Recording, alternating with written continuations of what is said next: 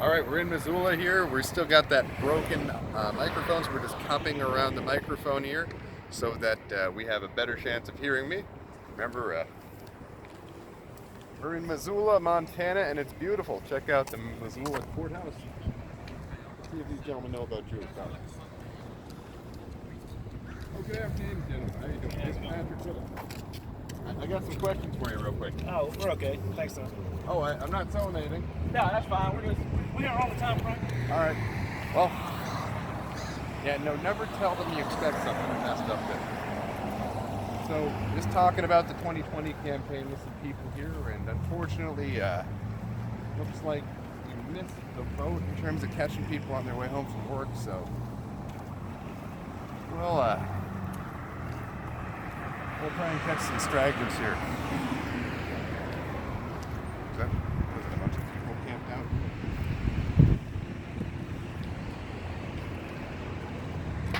What is that? Is that squatters?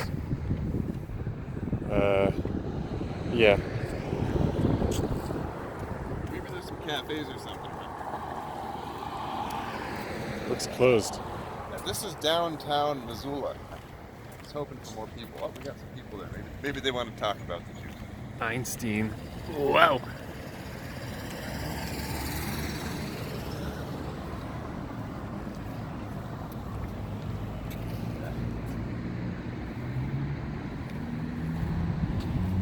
Oh, we got people on the street.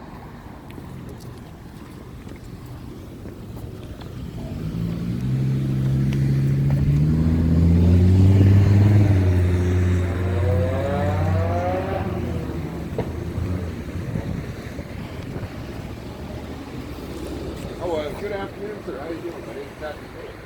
I'm good. How are you? Good. Where are you from? I'm from Billings. Billings. Okay. Is that in Montana? Yeah, it's in Montana.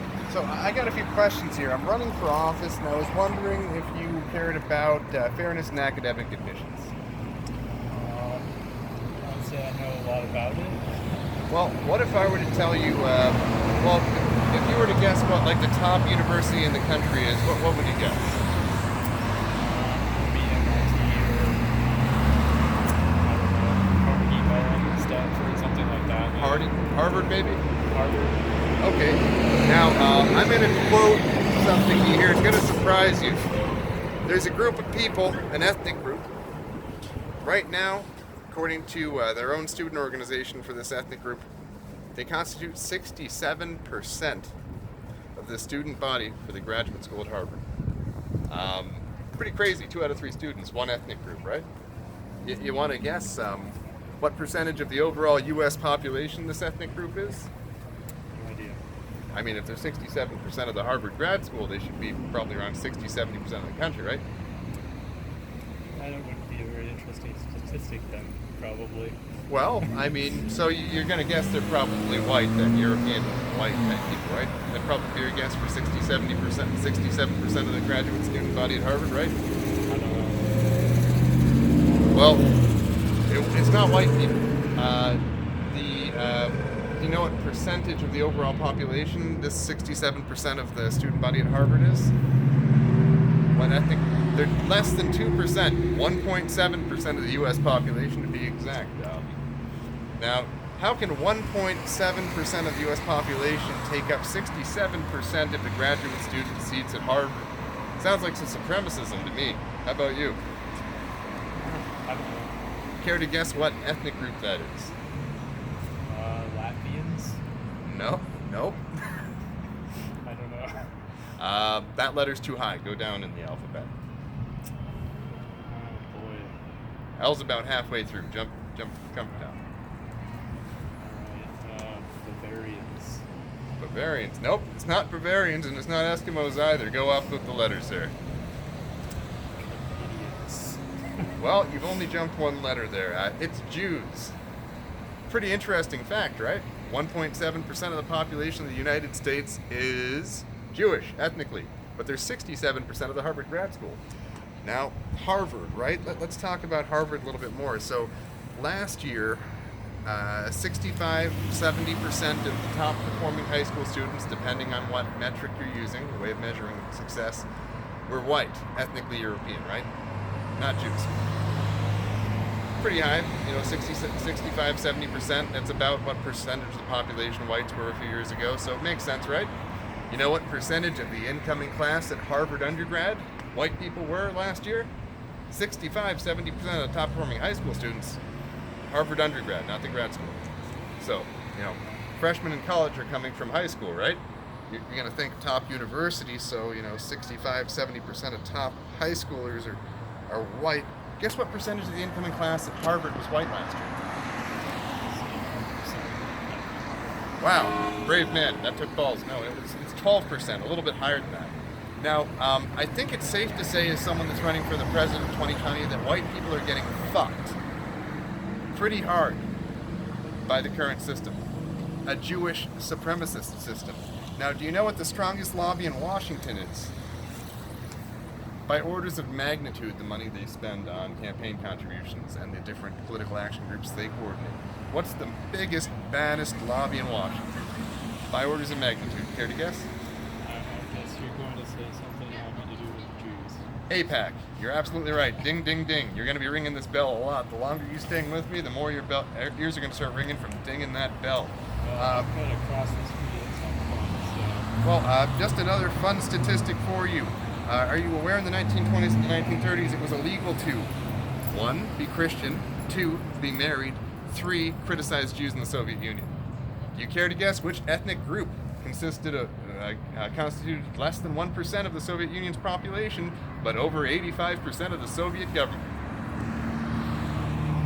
I get the picture. I'm talking about Jews here. Now, we have a similar situation in this country where instead of just being a destructive force in our country, they're actually making us into just a resource base for their parasitic nation in Israel. Do you know how much the average Israeli citizen makes per year, GDP per capita? A lot more than we do here. Their standard of living is much higher. Do you know how much money they get in aid per year from the United States? Nope. A lot. Works out to about $30,000 a year per Israeli family. Alright, well, I gotta go, but thanks. All right, you want to liberate the United States from Jewish control, sir? No, he's gonna. We're gonna get him there, everybody. Oh, He's got to sleep on it. he'll sleep on it. Good afternoon, folks. My name is Patrick Little. I'm running for office. I was wondering if you had a moment. What are you running for? I'm running for president in 2020. I just finished running for Senate in California. I beat 20 candidates, but I lost to 11. I You're discussed running for president Yes. of the United States? Correct, and I'm announcing before the primaries are over, midterms are over. So, Is this a joke or you really now, are? you have a little revolution.us. I beat 20 candidates for U.S. Senate going against Feinstein. What party are you in? I'm running as a Democrat. Well, I'm sure you'll be better than Trump. But... Well, the problem with Trump is he does whatever Israel wants, right? They want the embassy moved to Jerusalem. Okay, that's true. Yeah, we're all Jewish here, so bye. Okay, well, liberate the United States. Well, I don't think they'll be voting for me. I don't think they disagreed with you either. Yeah, well, the problem is they may not disagree with my facts, which I admire them for not pretending to, but they certainly don't agree with my intentions. And my intentions are to liberate this country from Jewish supremacism and restore power to the people of this country. Restore sovereignty to the individual states and make it so that there's fairness in academic admissions and in the political process. Make it so that 1.7% of the population cannot constitute 2/3 of the graduate student body at Harvard. Oh, good afternoon, sir. My name is Patrick Little. I was wondering if you had a moment. Yeah. I'm running for public office. How are you doing today? So, I got a few quick questions for you. You got any friends that are going to college, or did you go to college? I did have a few. Had a few graduates this year, too. Oh, congrats to them. Now, did any of them apply to elite schools like Harvard? I don't think so. Would you agree that Harvard's a pretty elite school? I'm going to tell you some statistics here you might find a little interesting. Now, if I were to tell you that there's a group of people in this country, an ethnic group, that makes up 2/3 of the student body at the Harvard graduate schools, you'd say, okay, probably white people, right? Guess again. I'm going to give you a hint. This ethnic group is only 1.7% of the United States population. 67% of the Harvard grad school student body population. Now, pretty crazy, right? Yeah. Now, how could such a small ethnic group take up almost all the seats at an elite institution? What if I were to tell you the statistics for this ethnic group are across the board to Columbia, Yale, Stanford, all of these elite institutions are way overrepresented. Now, care to take any guess at what this group is?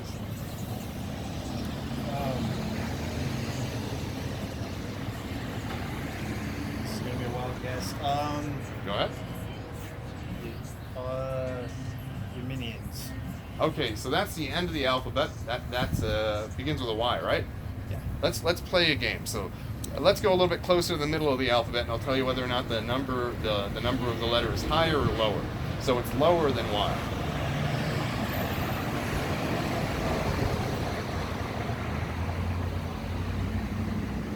Next ethnic group you want to guess?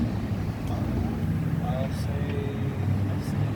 Okay, you just guessed about the middle of the range. Good guess, but lower. Lower in the alphabet. 67% of the graduate student body at Harvard, 1.7% of the U.S. population. It's Jews.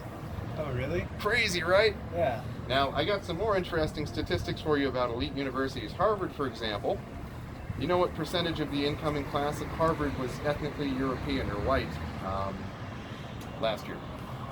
We're about 60% of the population, so what we want to guess what percentage of the incoming student body for freshman year we were at Harvard undergrad last year? You want to guess what percentage? If we're about 60% of the population, what percentage of the incoming freshmen at Harvard do you think we were? So, I'm going to give you a hint. We were 65% of the top performing high school students according to one study that year. According to another study, we were 70% of top performing high school students. We're talking about an elite institution, so you'd think admittance rates would be about that, right? Go ahead, take a guess. What percentage of the incoming student body were white kids at Harvard? 25. Lower. 18. Lower. 10. A little bit higher. 11. A little bit higher. 15. A little bit lower. 12%. Woo! You know, it's pretty crazy, right? Yeah. Absolutely insane. So, Jews, do you know what percentage of top performing high school students they are? So, if you take top performing high school students, just randomly sample 100 high school students. For the top performing ones, guess how many of that 100 would be Jews? Huh? Lower. Lower. 2. Bingo. 2 point something percent, less than 3%. Now, how the fuck does a group that makes up less than 3% of top performing high school students make up 2/3 of the graduate students at Harvard? Pretty crazy. Do you think it would be safe to use the phrase Jewish supremacism? What if I were to tell you that Jews also make up 2/3 of the that Jews make up 1/3 of the Supreme Court, despite being less than 3% of top performing high school students, less than 2% of the population? Pretty crazy, right? Talking about some serious overrepresentation here. Yeah. Now, another quick one for you. During the 1920s and the 1930s in the Soviet Union, where around 30 million people were killed in targeted genocides against European Christians, do you know which ethnic group constituted 1% of the population of the Soviet Union, but 85% of the government? You want to take a guess? It's the damn Jews again. Woo! Never heard of that though, did you? Nope. Well, you're going to hear a lot more the longer you stand here. So every time I say the word Jew, I want you to ring a little bell in your head. Pretty soon that bell's just going to be going off constantly. All right, so 85% of the Soviet government. Do you know what this 85% Jewish government passed for laws? First country in the world to outlaw criticism of Jews. Jewish newspapers around the world sang the praises of the Soviet Union for doing this. Do you know what the punishment for criticizing Jews was? Death. No kidding? Yeah. I'm sorry to butt in, No, but go you're ahead. kicking out facts, and I love facts, even if they don't apply. Well, interesting. I quit those about 12 days ago, cold turkey. You can sorry. smoke all you want, blow it in my face. I'm trying to do a test of my willpower here. Anyhow, You've made it. no, you got to make it about a month before your brain chemistry's all the way back to normal. So, you know what other laws they passed? In the 1920s, do you know what they made illegal? Not just criticism of Jews. You ready for this? What institution became illegal in the Soviet Union? Religion. Yes, that's correct, but I'm looking for something else. Something you do at a church. Pray. Worship on Sunday. That was all illegal too, but I'm looking for something very specific. What's like a trade, what's like a milestone in everyone's life? Get right out of the family. Baptism. Yeah, I'm talking about when you're getting ready to start a family. marriage. Bingo! They outlawed marriage in the Soviet Union, said that all women were public property. And you know what these Jews did. They wrote gift certificates to members of the Communist Party of the Soviet Union, granting you 1 night, 2 nights, 3 nights with any woman from the town you choose for sexual coupon privilege. I am not kidding you. How did we find that out? I mean, how did you find this out? There's a movie, there's a documentary called The Sexual Revolution in the USSR and Soviet Russia. You can look this up, it's on YouTube. They don't mention the fact that 85% of the government at the time was Jewish. That's the one fact that I'm plugging in for you here. You can confirm that with the Jewish World Encyclopedia. So go to a synagogue, ask for the Jewish World Encyclopedia, especially one of the older editions. They'll have this. They'll talk about how all the communist leaders were Jewish and they're proud of it. Lenin, Marx, Trotsky, by the way, Trotsky, the leader of the Red Army that killed millions of people, civilians, innocent ones, priests. Do you know what his birth name was? It wasn't Trotsky. Cesar. The Romanov. No, Bronstein. Bronstein. Do you know what he did before the revolution? He was a tailor. Do you know where he was a tailor? In what city? He was a Jew. I'm going to give you a hint. Wait. Is it in Russia? No, Yeah. it was in the United States. Oh, in the United States. Taylor, Philadelphia? Nope. Jews. Jews. Okay, Jews. We're thinking Jewish communities. New York. He was a tailor from New York. Exactly. Why didn't I get that? Well, that's all right. That's all right. Still early in the night.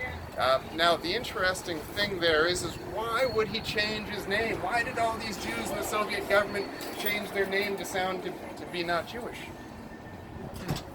Because You they think it didn't had- want their movement to be recognized. Boom. Bolshevism was Jewish, and they didn't want the world to know. That Now- they're moving in.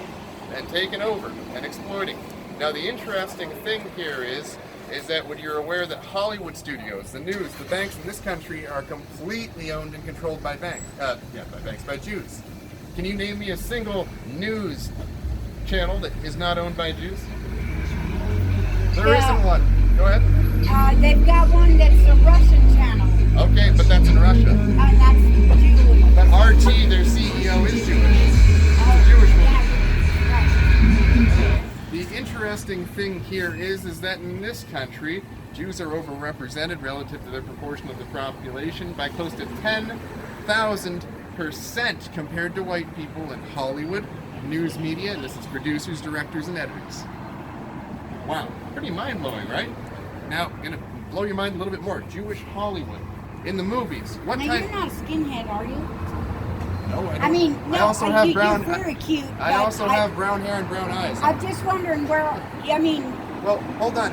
Our fact you're table. getting to it. Okay. Is there anything I've said here that you want to stop and look up? Because we can look it all up. I don't know how. Okay, well, we can. I can now also, if you email me at pat@littlerevolution.us, that's my campaign email, I can give you all these sources. So the important thing to remember here is that all of these facts that I've given you are facts. And a fact is either proven and it stays a fact, or it's disproved and then it becomes a misstatement. I haven't Right. given you any misstatements here. I'm welcome to have any of these facts challenged. Now, moving on to what's behind door number 3 here. Who runs this country? So, we went to the Iraq War looking for these weapons of mass destruction, these nuclear weapons programs, these chemical weapons, these biological weapons. Did we find any? I thought we went there to take their oil. Well, we can get into, what's his name? Who's Bush. No, hold on. Who's the guy that put that out? Like the left-wing, like, controlled op guy? Come on. A lot of people said that. We all believe it. Chomsky. Chomsky's the one that put that out. Oh, He's really? the one that put out the war for oil narrative. No, well, guess who got the first oil contracts with the newly liberated Iraqi oil? It was British. Nope. China and then Israel. Oh. Okay, so we didn't get any oil contracts out of Iraq. The first ones went to China and Israel. We didn't go there for oil, so stop thinking about oil. Okay. Back it up a notch. So we didn't find any of those nuclear, chemical, or biological weapons programs in Iraq, did we? Do you know how much we were offering to pay to anyone who could provide proof of these programs or show the locations of any of the testing sites or any of the stockpiles? 10% of $7 trillion. We offered them $11 million.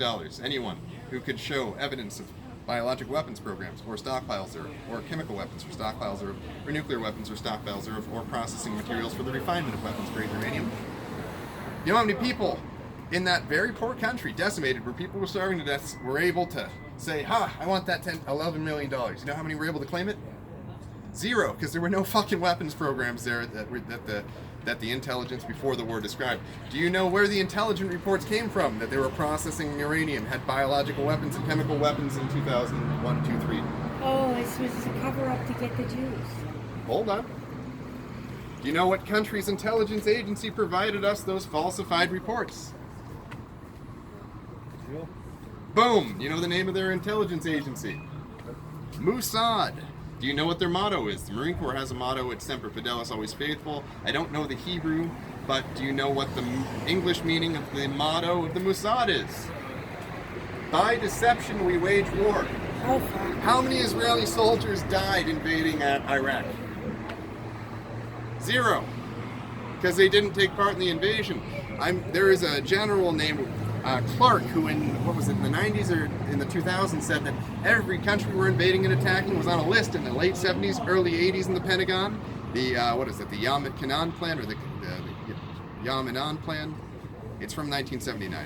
I'm forgetting the name of the plan. Anyhow, I think it was General Clark said that the Israelis had presented the U.S. State Department with a list of governments for toppling so that Israel could continue to expand its borders, which it has been doing. They took the Golan Heights from Syria, which they still illegally occupy. They took the Sinai from Egypt, which I guess now is recognized as part of Israel. Are you going to be here for a minute? Not very long. I have to be another hour east in a little What bit. are you running for? President. I just ran against Dianne Feinstein, who was a Jew and a dual citizen of Israel. Yes, just like, Is he shitting me? no. I would vote for you if you got thank you. half of wit. Oh, thank you. I mean, we got one in that's he's a nutball, but he's getting done what he said he's doing. Well, I tell you one thing. What promises has he delivered on for you? Well, I will. Do you want to know? What? Okay, he donated his whole president's salary to HRC, Okay. which is Human Resource Center. I thought you meant Hillary Rodham Clinton. No, Just no. kidding. No, go ahead. Good Go one. ahead. Never thought of that. But anyway, so $100,000 he gets for being a president for a year. He's donated that to HRC for addiction. Okay. So they moved the funds that they were fighting pill addiction and other addictions to housing. That's a personal action with his income. What has he done in the are the borders closed? Are illegal immigrants running up against a wall? Are the foreign nationals illegally in the country being deported en masse like they were in the 1950s under Eisenhower? No, they're not. There was an operation, for pardon the term, they were a little bit more loose with their tongues back then. They called it Operation Wetback, where they deported, 5 or 6 million foreign nationals illegally in the country back to Mexico. That was the name of the operation. I know, I'm just laughing That was the because name of it. we're so bold-faced. That is what the operation is called. You can look it up. Whatever their version of Homeland Security and Immigration and ICE enforcement back then, that's what they called it. That was the name of the operation. Do you see that happening? We have foreign nationals legally in the country in sanctuary cities all over the country. Trump could easily send in the National Guard and say 50, 60 million foreign nationals illegally in the country is an invasion. I'm using the military. He's not doing it. Does he know? Of course he knows. Okay. He's the one that asked for Congress to form the voter fraud committee, the Committee on Voter Fraud, which has exposed that tens of millions of foreign nationals illegally in the country voted fraudulently and illegally in Ohio, Virginia, and Illinois, and now California now. You know how many people have gone to jail because of these 50 or 60 million foreign nationals in the country? About half of them voted. You know how many people have gone to jail for that? No. 0. Yeah, 0 people. 50, 60 million people illegally in this country. Do you know how many election officials that helped them vote illegally have gone to jail so far? None. 0. And didn't they have? How's that wall coming on the southern border? Well, we're building one up by Van Buren. I think we're not getting invaded by Canadians. How's that wall coming on that border with our southern neighboring country there? Not coming too good, is it? No. Well, it's going to take time. But we moved that embassy right to Jerusalem, didn't we? Yes, we did. Oh, that's great. They've got. Isn't that smart? The embassy to Jerusalem? You have a card? Really nice. No, but I do have an email, pat@littlerevolution.us. Okay, I don't do emails Okay. or anything, but next time you're through here, Yeah, you I have a card. I still need to replace these sandals. So I can remember. I'm low So on I can funds. remember you. At least you're educated. Patrick Little. And Patrick Little. if you want to understand how I started on this road, I was making 6 figures working at a startup in IT with equity, the whole 9 yards at a startup as a network engineer. I read a book. I quit my job after I read this book. So somebody told me the facts I'm telling you. I said, shut your mouth, you anti-Semite. And they said, well, before you call me an anti-Semite, why don't you read this book? And I said, fine, I'll prove you wrong. And I took Dr. Kevin McDonald's Culture of Critique. He's an evolutionary psychologist, studies group evolutionary strategies of ethnic groups. I took his book and I read it. It took 2 weeks. Called my work 2 weeks. I'm taking off from work. They said you can't have it. I said I quit. And I studied it. Couldn't find a single thing that wasn't true. Every single thing was true. And most of the sources he quoted from were Jewish authors. Couldn't believe it. Blew my mind. And what was that name again? The Culture of Critique. Just type in 1 hour summary Culture of Critique video. Okay, And then read that book. I will. I love to read. Okay. Now remember, I'm out here naming the Jew as a candidate because it's my moral obligation as a veteran of Afghanistan, as a man who went to fight a foreign war of aggression for expansionist Israel. I'm out here serving my country the best way I can. Right now, that isn't in a military uniform. That's going to be in a politician's suit. A little bit casual Friday here. It's warm out today, and we're out in the country, relative to California, and we're doing the checkered shirt right now. We're kind of going back to my roots as a Mainer. We're making our way back to Maine, and I will go name the Jew in my hometown and ask all my childhood friends to cast their vote for me in this upcoming primary in 2020. So I'm going to sign off for the night and get going before you know who decides to dial in on my 20. And well, have a good night. Don't forget to tell your friends to vote little and win big in 2020.